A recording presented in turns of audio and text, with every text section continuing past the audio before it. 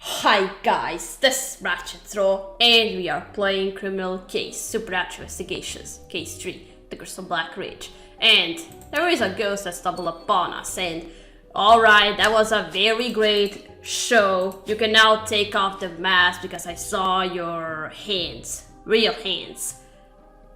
Yeah, you really scared me pretty well, but please, take off the mask.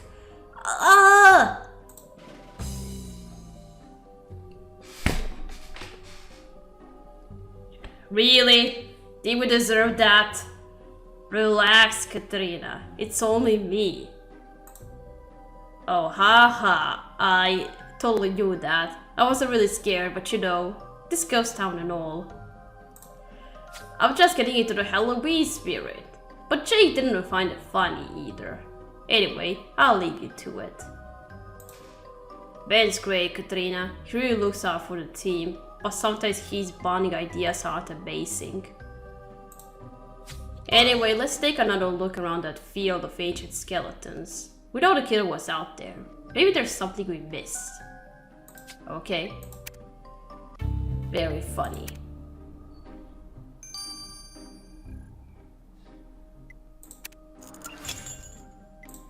Okay, let's go.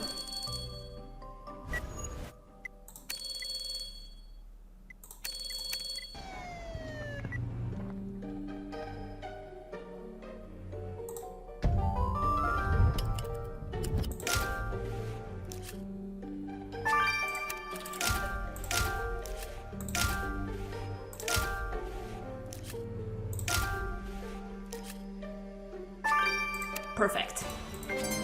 And I got a star. That's weird, Katrina. What's a trophy with the victim's photo on it doing out here? There's probably something great underneath these crumbs, so let's clear those away. And that briefcase looks out of place too. If we open up that lock, we might find out where it came from. Okay.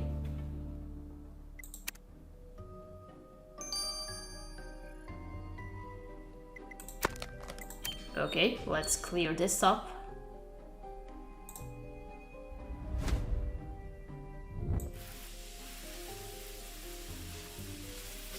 Double crosser. Oh, of the year, huh? There's something ingrained on this award, Katrina, but someone's defaced it. Instead of reading developer of the year, it now says double crosser of the year. Clever wordplay, but this clearly has malicious intent. Let's put those crumbs under the microscope to figure out who did this. Okay.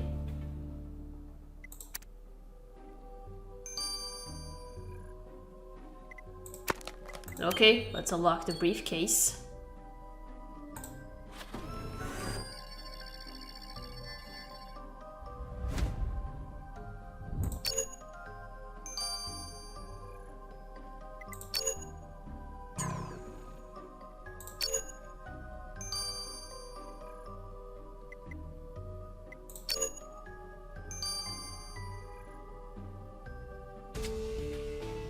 Okay.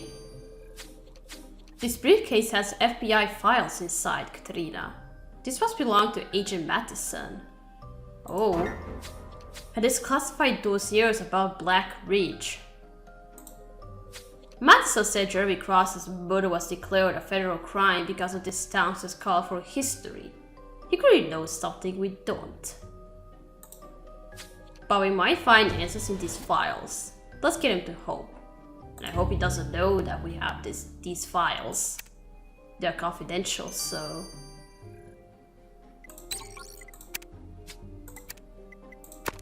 Okay, let's analyze these crumbs.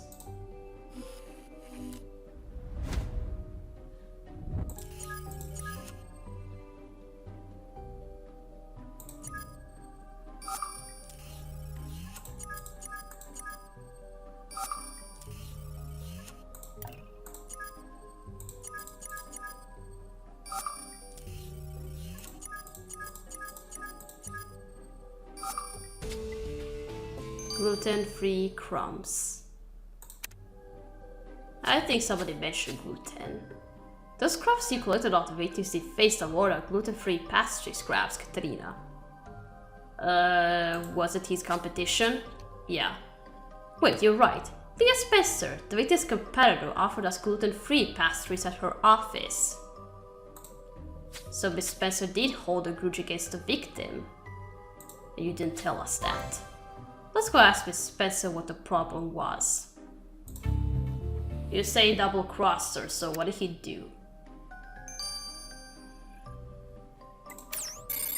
Let's ask her. Katrina, you're gonna love these properties I found for you. We've actually done some research of our own and we are slightly concerned. Why did you accuse Jeremy Cross of being a double-crosser? How do you know about that? Anyway, I got nothing to hide. That scoundrel was a double-crosser. We were supposed to purchase Black Ridge together. But Jeremy slashed my tires on the day of the auction so that I couldn't get there. Then he bought the whole thing himself. You can see why you'd be bad. Missing out on a fortune like that could make you do something rash. First you come in here insinuating we were rivals, and now you're suggesting I killed him? My only vice is an occasional gambling trip to Vegas, but I'm not in the habit of murdering people.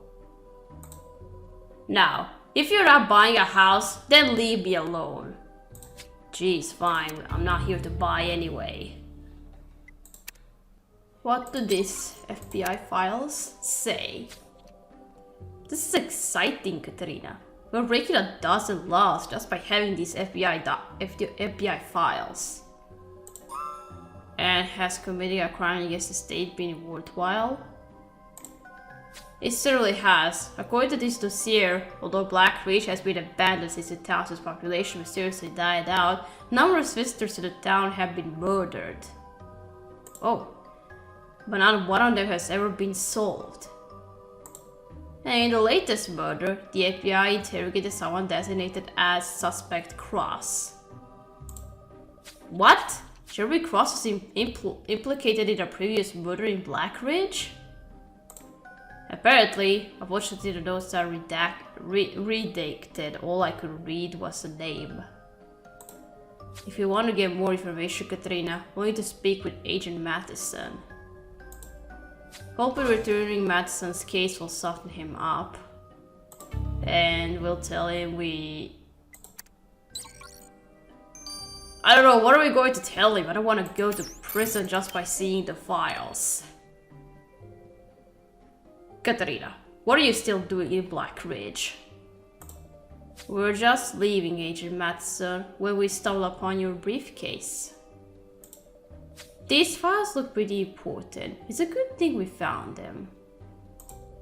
My files? Yes, they are important. I appreciate you returning them. Now, if you don't mind us asking, we couldn't help notice a file on Black Ridge. Is it true, Jeremy Cross, that fellow was implicated in a previous murder? That's a classified information, Katrina. You shouldn't even open that. But just so you researchers don't spread this information, it wasn't Jeremy Cross we interviewed. It was his wife. Oh. What? Annika Cross was a suspect in another murder? That's a huge coincidence. Now listen, this isn't some ghost story from Spectral Plane. These are real-life crimes. It's time you packed up your trailers and left. Okay, you only read Spectral Plane. That was intense, Katrina. I thought Matheson was onto us, but we pulled it off. And it was worth it. Apparently the victim's wife was a suspect in one of the previous murders in Black Ridge. Matheson wasn't willing to talk about Annika Cross. Good thing we know where to find her. Okay.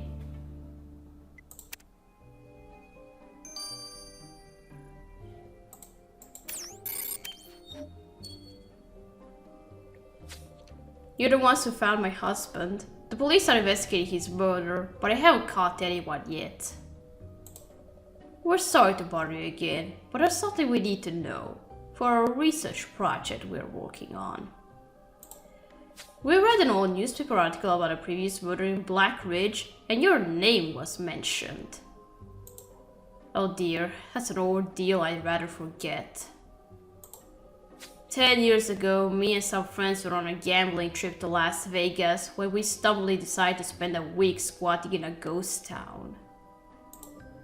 We'd heard the stories about Black Ridge and wanted to see it for ourselves. When I woke the next morning, one of my friends had been strangled. The police questioned all of us, but the killer was never found. What an awful shock that must have been.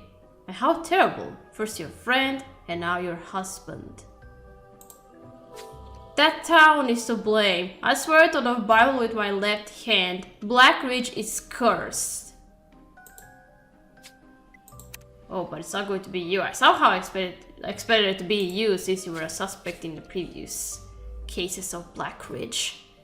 We're finally breaking through the ghostly fog of rumors and legends surrounding the murder of Jeremy Cross, Katerina. In my book, we have two prime suspects. Leah Spencer was furious Jeremy Cross cheated her out of a valuable property deal. A clear motive for murder. Then there's the victim's wife. Agent Matheson told us that Annika Cross was suspected of a previous murder in Black Ridge. It could be bad luck, but what are the odds she'd be caught up in another investigation? We're still missing the final pieces in the puzzle, Katerina. So let's hunt for them on the crime scene. And I hope the agent doesn't see us.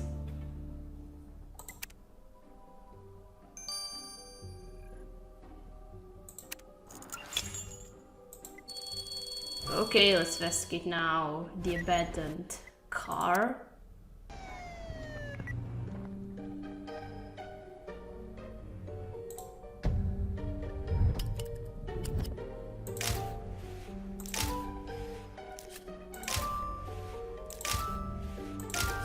Oh, we found a murder weapon.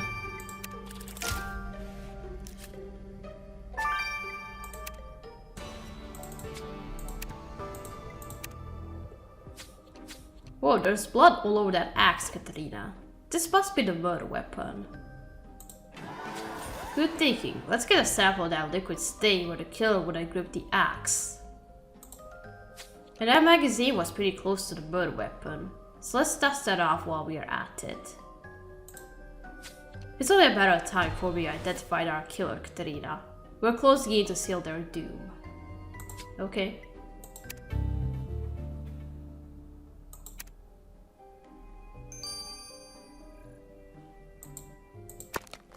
Okay, first let's dust this magazine.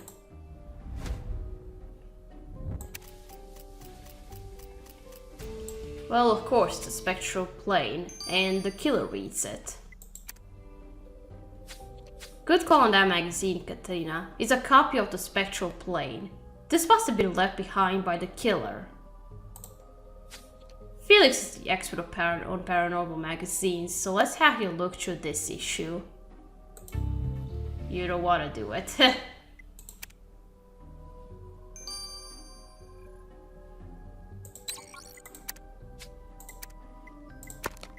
Okay, now the axe.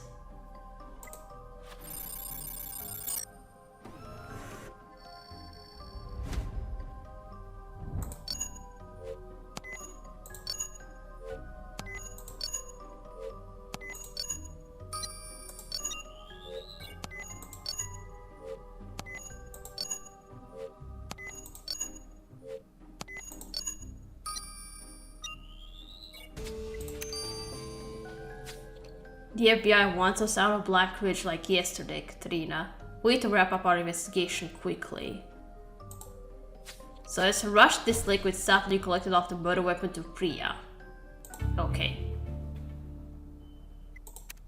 Is there something on the magazine cover? When you sent me that copy of the spectral plane, Katerina, I was like, dude, not another painfully obvious analysis. It doesn't take a genius to see the magazine clearly belongs to the killer. There were letters cut out all over the place. but leave it to me to find an important clue. There was a page inside where the bottom half was missing. When I compared this torn copy to the complete original issue in my own collection, you can see the killer ripped out an application form for a discount funeral insurance. Why is funeral insurance important? Because this policy is specifically for people under 40. So if the killer was applying, then the killer is under 40. Now that is a clue we can work with, Katerina. Okay, under 40.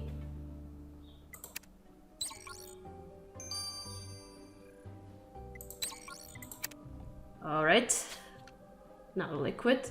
Despite the burst of licking the trophy, being a werewolf does have its advantages, Katerina. Ever since I was first attacked, I no longer need to wear glasses.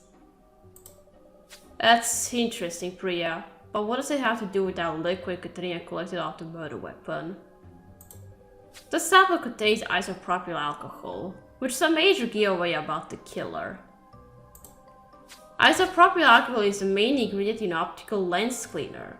So, if the killer had this on their hands, it means they are wearing glasses. That will be easy to spot, Katerina. The killer's glasses will be as plain as a nose on their face.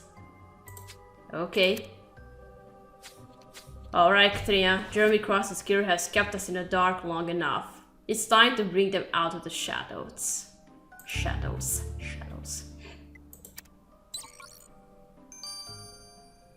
Okay, is it a wife?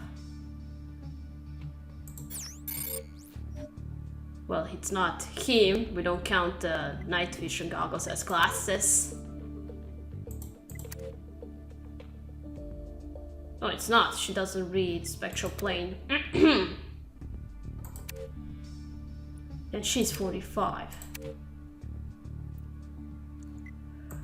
Oh, it was the home buyer. What? I'm connected to the internet. Why does it... Oh no. Oh, did the game go out as soon as I started recording? What's going on?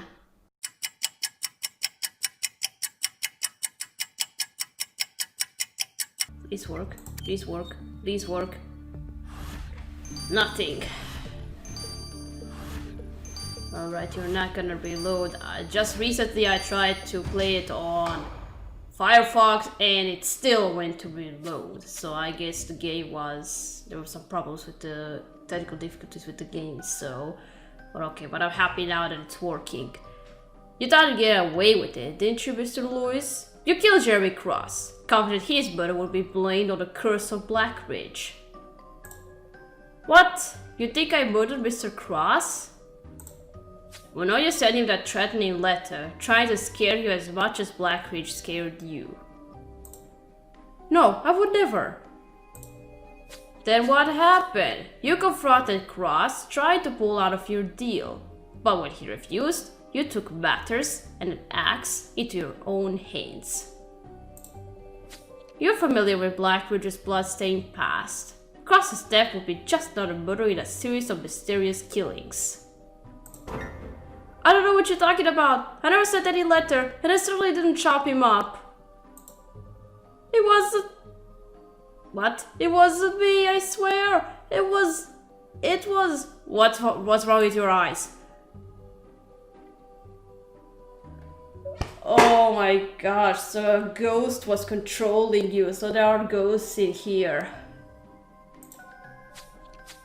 It was I, Nathaniel Mason, who killed that stubborn man. Whoa, that's a hologram, Katerina. That phantom's real. Just take it easy. You think that toy scares me? These aren't just any bullets. One hit from one of these crystal rounds and you'll feel it. I have no quarrel with you, nor with this unfortunate fellow. No harm will come to him. But I needed to possess his corporeal form to warn Jeremy Cross to leave Black Ridge for his own good. His own good? What do you mean? Black Ridge was once a flourishing community, and I was the most prosperous of all, owning a gold mine. But one day, one of my tunnels released a poisonous curse from the depths of the earth. The ground became sore. Within days, half the townsfolk were sick. After a week, we were all dead.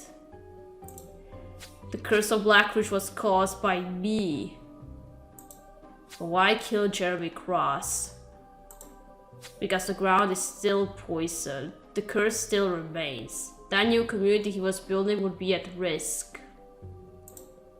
I urged Cross to stop building, but he wouldn't listen. I couldn't allow anyone else to be harmed. So you murdered him and those previous victims to keep people away? Yes, and you must leave too, before it's too late. You have until sundown to get out of Black Ridge, or your fate will be the same as Mr. Cross's.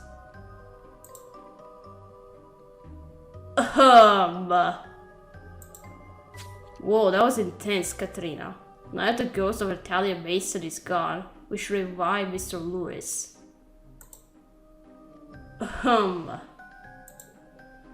What? What happened? Did I pass out? Last thing I remember, you were accusing me of murder. Well, it turns out you're not responsible for Jeremy Cross's death. You're darn tootin' I'm not. I haven't done anything wrong. But there are a few hours this morning that I can't account for, and I'm still not feeling myself. I think I'll go lie down. Wow, Katria, that's not how I expected that interrogation to go. Rick Lewis was responsible for the murder. He was possessed by the ghost of a former Black Ridge resident, and he has no memory of it. Compared to the ghost, Natalia Mason caused an industrial accident that wiped out the town's population, and he's been killing people to keep them away ever since. We obviously can't hand Rick Lewis over to the authorities. Nobody would understand he killed Jeremy Cross under ghostly influence. But we can hold that phantom responsible and make sure he doesn't hurt anyone else. Okay, so if I can get this straight, none of our suspects is a murderer. Well, Rick was just possessed, but he can't be the killer because he didn't know what he was doing, so we can say that it's not him, that it's a ghost. Alright, we're gonna stop here. We got two playing in Taste of Blood number 3. So, thank you for watching. Don't forget to leave a like to this video, and I'll see you again. Goodbye!